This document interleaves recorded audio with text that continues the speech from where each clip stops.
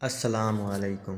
ایک دفعہ ایک صحافی اپنے پرانے ریٹائرڈ استاد کا انٹرویو کر رہا تھا اور اپنی تعلیم کے پرانے دور کی مختلف باتیں پوچھ رہا تھا۔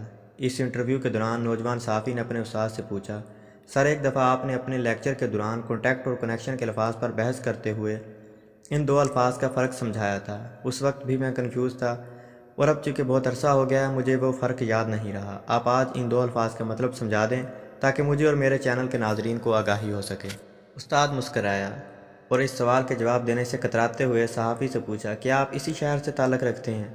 شاگرد نے جواب دیا، جی ہاں سر، میں اسی شہر کا ہوں۔ استاد نے پوچھا، آپ کے گھر میں کون کون رہتا ہے؟ شاگرد نے سوچا کہ استاد میرے سوال کا جواب نہیں دینا چاہتے، اس لیے ادھر ادھر کی مار رہے ہیں۔ بہرحال اس نے بتایا، میری ماں وفات پا چکی ہے، والد صاحب گھر میں رہتے ہیں، 3 بھائی اور ایک بہن ہے اور سارے شادی شدہ ہیں۔ ٹیچر نے مسکراتے ہوئے نوجوان صحافی سے پوچھا، تم اپنے باپ سے بات چیت کرتے رہتے ہو؟ اب نوجوان کو غصہ بھی آیا اور کہا، جی میں باپ سے گپ شپ کرتا رہتا ہوں۔ استاد نے پوچھا، یاد کرو پچھلی دفعہ تم باپ سے کب ملے تھے؟ اب نوجوان نے غصے کا گھونٹ پیتے ہوئے کہا، شاید 1 ماہ ہو گیا ہے، جب میں ابو کو ملا تھا۔ استاد نے کہا، تم اپنے بہن بھائیوں سے تو اکثر ملتے رہتے ہوگے، بتاؤ پچھلی دفعہ تم سب کب اکٹھے ہوئے تھے اور گپ شپ حال حوال پوچھا تھا؟ اب تو صحافی کے ماتھے پر پسینہ آ گیا اور لینے کے دینے پڑ گئے۔ وہ سوچنے لگا، میں تو استاد کا انٹرویو لینے چلا تھا مگر الٹا استاد میرا انٹرویو لینے لگا ہے۔ لمبا سانس لیتے ہوئے بتایا کہ شاید 2 سال ہو گئے جب ہم بہن بھائی اکٹھے ہوئے۔ استاد نے ایک اور سوال داغتے ہوئے پوچھا، تم لوگ کتنے دن اکٹھے رہے تھے؟ نوجوان نے ماتھے سے پسینہ پونچھتے ہوئے جواب دیا، ہم لوگ 3 دن اکٹھے رہے تھے۔ استاد نے پوچھا، تم اپنے والد کے پاس بیٹھ کر کتنا وقت گزارتے ہو؟ اب تو نوجوان صحافی بہت پریشان ہو گیا اور نیچے میز پر رکھے کاغذ پر کچھ لکھنے لگا۔ استاد نے پوچھا، کبھی تم نے باپ کے ساتھ ناشتہ، لنچ یا ڈنر بھی کیا ہے؟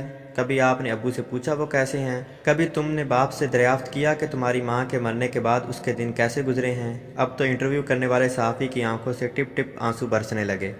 استاد نے صحافی کا ہاتھ پکڑا اور کہا کہ بیٹا، پریشان، شرمندہ، مایوس یا اداس ہونے کی ضرورت نہیں۔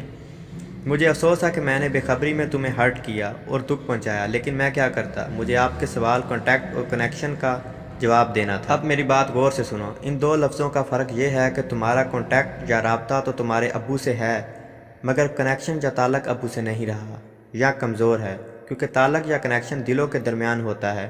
جب کنیکشن یا تعلق ہوتا ہے تو آپ ایک دوسرے کے ساتھ وقت گزارتے ہیں، ایک دوسرے کا دکھ درد بانٹتے ہیں، ہاتھ ملاتے، گلے سے لگاتے ہیں اور ایک دوسرے کے کام خوشی خوشی سر انجام دیتے ہیں۔ جیسے ایک معصوم بچے کی ماں اس کو سینے سے لگاتی ہے، چومتی ہے، بغیر مانگے دودھ پلاتی ہے، اس کی گرمی سردی کا خیال رکھتی ہے۔ جب وہ چلنا شروع کرتا ہے تو سائے کی طرح اس کے پاس رہتی ہے تاکہ وہ گر نہ جائے، کوئی غلط چیز نہ کھا لے، گر پڑے تو اسے بچے کو گلے سے لگا کر چپ کراتی ہے۔ تو میرے پیارے شاگرد، آپ کے باپ اور بہن بھائیوں کے ساتھ صرف کانٹیکٹ یا رابطہ ہے مگر آپ کے درمیان کنیکشن یا تعلق نہیں ہے۔ نوجوان صحافی نے اپنے آنسو رومال سے صاف کیے اور استاد کا شکریہ ادا کرتے ہوئے کہا، سر آپ نے مجھے آج ایک بہت بڑا سبق پڑھا دیا جو زندگی بھر نہیں بھولے گا۔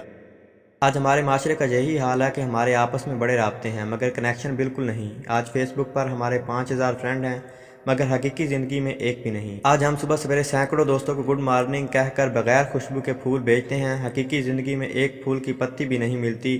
آج ہم تمام لوگ اپنے کاموں میں مصروف ہیں اور کاغذ کے بے خوشبو پھولوں کی تصویروں سے دل بہلاتے ہیں۔